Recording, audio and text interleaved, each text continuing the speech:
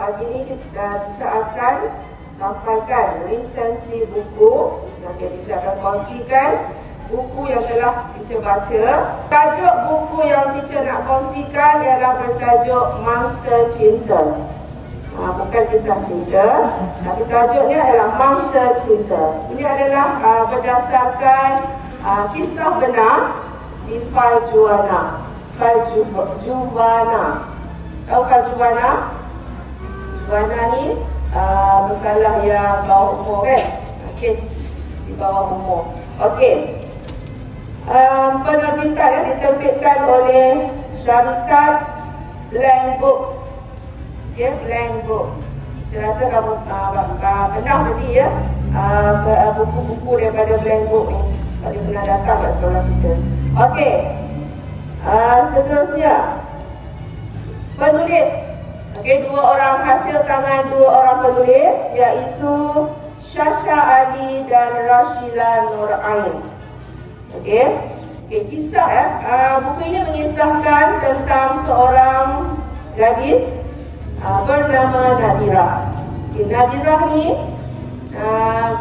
dia bermula kisahnya bermula apabila dia dibawa melancong oleh kakaknya, kakak kandungnya dan juga abang iparnya ke negara jiran, iaitu di Thailand.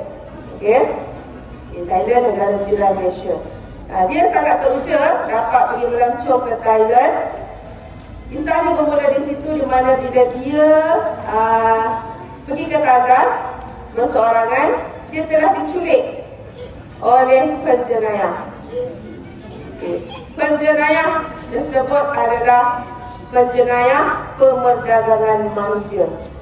Perdagangan manusia ni adalah perniagaan dia jual beli manusia.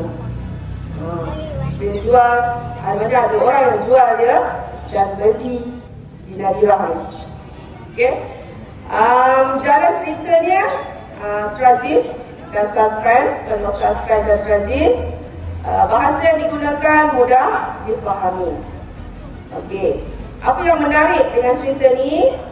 Teacher teruja membacanya apabila semangat dilihat semangat Nadirah ni sangat kuat dan berani serta tidak mudah putus asa. Di mana Nadirah ni banyak kali cuba meloloskan diri daripada penjenayah ini, namun beberapa kali gagal. Setiap kali gagal, dia dihukum. Hukumannya dipotong anggota badan. Kaki, kedua-dua belah kakinya telah dipotong dan juga sebelah tangannya juga telah dipotong. Dia telah dikerah untuk mengemis di restoran atau kedai-kedai makan di Thailand. Dia tanya, ialah bila dah cacat, dia disuruh mengemis. Mengemis tu apa? Minta duit. Ya.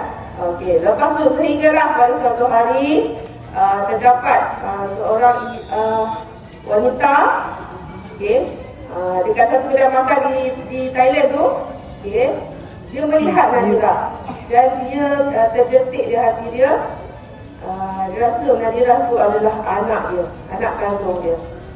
Okey, Nadirah mulanya malu kan dengan dia punya anggota badan dah hilang, dia kaki dan sebelah tangan dia dah tak ada. Dia pada asal mulanya dia tak nak mengaku dah. Kerana dia tahu juga itu adalah ibu dia. Dan ibu dia pun seorang naluri ya, hati seorang ibu memang sangat kuat dan dia yakin itu adalah anak dia. Jadi dia ambil Nadirah ni dan dia buat laporan sebelah dan selesai, dia bawa balik ke Malaysia. Okey, nak tahu tak siapa sebenarnya dalam kisah ni? Okey, sehinggalah pada satu hari Nadirah ni dia duduk dalam bilik dia. Okey, dia bersyukur dia dapat kembali dengan ibu bapa dia walaupun dalam keadaan dia tidak sempurna, tapi dia dapat kembali di pangkuan keluarga dia. Dia terlihat satu gambar dia semasa dia di Thailand lah, masa dia melancong dengan kakak dia tu. Dan di belakang gambar tu ada tertulis kakak minta maaf, kakak sayang adik semula. Dia cakap kakak terpaksa buat begini. Rupa-rupanya siapa yang menjual Nadirah? Kakak kandungnya sendiri yang menjual Nadirah atas desakan keuangan. Dia berkahwin dengan abang iparnya. Dia telah berhabis duit yang banyak, jadi dia berhutang banyak. Dia terpaksa menjual adiknya sendiri. Jadi lawatan itu adalah telah dirancang untuk mendapatkan duit, untuk membayar hutang perkahwinan. Sebab itulah tajuknya Masa Cinta.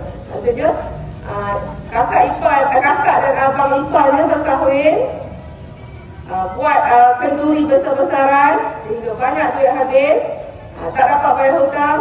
Dia gadaikan adiknya, jual adiknya. Itulah kisah dia. Jadi pengajarannya di sini. Okey, bagaimana dengan Nadirah? Kakak dia maafkan tak kakak dia tu? Okey, air yang dicincang tidak akan putus.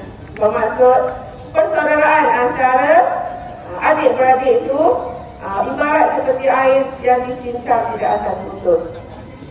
Dia reda dan juga dimaafkan kesalahan, walaupun berat besar kesalahan kakaknya tu mengakibatkan dia cacat tapi dia tetap maafkan kakak kandungnya.